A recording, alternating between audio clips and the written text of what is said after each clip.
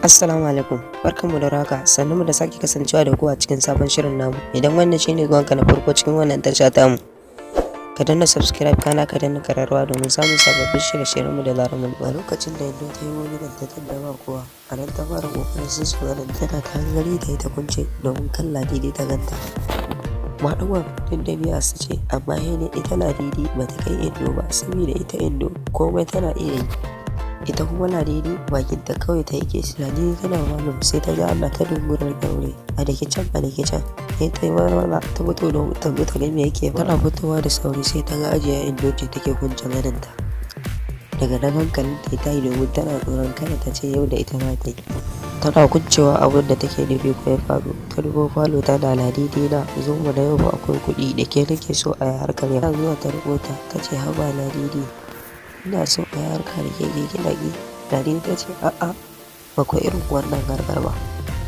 Dan ta zauna take neman shan ruwa kan Ladidi tana yaba mana nono tana yaba mana nono. To kuma da ke duk faɗuwar harkar su ce nan da nan ita ma ta yi sha'awarta ta fara bujirowa sai ta fara mai ƙata da Indo na amince za mu yi amma nawa za ki bani kuma da sharaɗi kar ki sake ki faɗa wa Hajiya domin idan Hajiya ta sani wallahi ta ce tara ta yi shana kan shiga da ita kaɗai wallahi na muke yi amma kuma ba za mu yi a nan ba mu shiga banɗaki.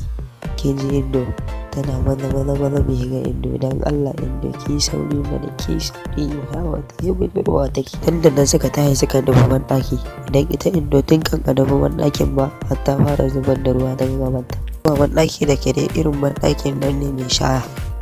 Kawai sai suka sau shaya domin shaya tana kana musu wani armashi idan suna yi. Wai ni a harkar maɗugo ma har akwai wani abin ƙarin armashi ne.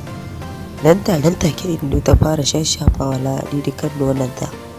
Ita kuma Indo sai kiss take mata daman ita harkar maɗugo mata bai sha'awar kiss.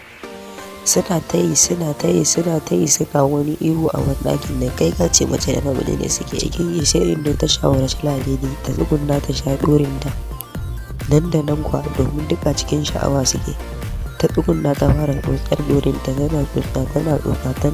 Nan da nan kuwa kankace mai Indo ta fara wani nihi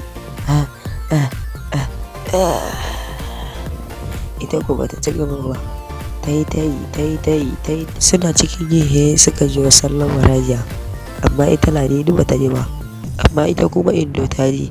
To dan kan ta faɗa Ladidi ta tsorata ta daina shi isa ta yi shiru ba ta faɗa mata ba. Hajiya ta yi ko ta ce salamu alaikum. Ta shiru ta ce ko gidan ba kowa ne duk Indo tana ji amma ita Ladidi ba ta ji. To nan za mu bar mu kar mu cika ku da surutu ku tare mu nan ba da jimawa ba za mu ɗora muku ci gaban littafin. Duka a nan muke zuwa muku da ƙarshen labarin namu. Idan wannan shine zuwanka na farko cikin wannan tasha ta mu ka danna subscribe kana ka danna ƙararrawa domin samun sababbin shirye-shiryenmu da zarar mun ɗora.